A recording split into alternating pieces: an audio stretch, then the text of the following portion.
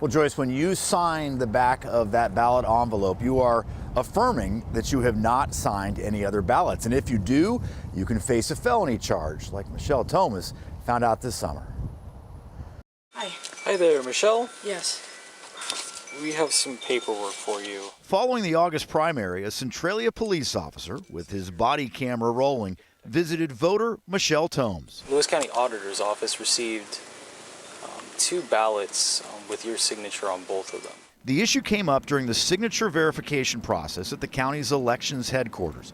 The ballot signature for Thomas's 34-year-old son did not match any of those on file for him. But when employees compared the signature to others from his home address, they discovered the signature on his ballot was his mother's, and she had already submitted her ballot with her signature. I have nothing to say to you without a lawyer. All right. Sounds good. But today, Thomas told King 5 News, quote, "I just didn't think about it," and added, "I signed for him, quote, all the time." She says her son has autism and she is his guardian. It's a pretty clear-cut statute in that if you cast another person's ballot, you've broken the law. Prosecutor Paul Masiello got a felony conviction on a 2020 voter who voted in Oregon and in Lewis County. And the auditor here has set aside 5 ballots just cast in the November election for possible signature forgeries.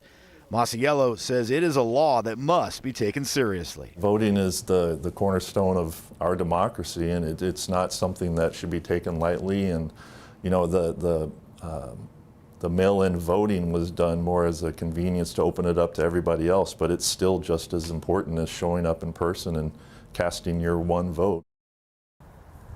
Since this is a felony, if she's convicted, she will lose her right to own a gun for the rest of her life.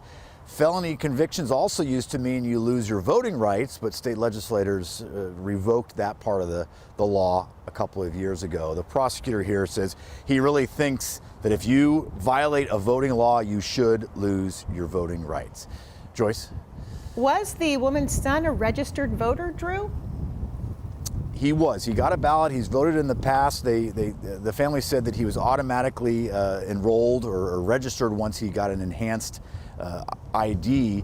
And the mother says that the son filled out the ballot and she just signed it. She regretted doing that. The prosecutors and the folks here at the elections office said all she had to do was be the witness instead of the main signer, and she wouldn't have gotten in any trouble. Lesson learned now. We have all learned something. Thank you, Drew.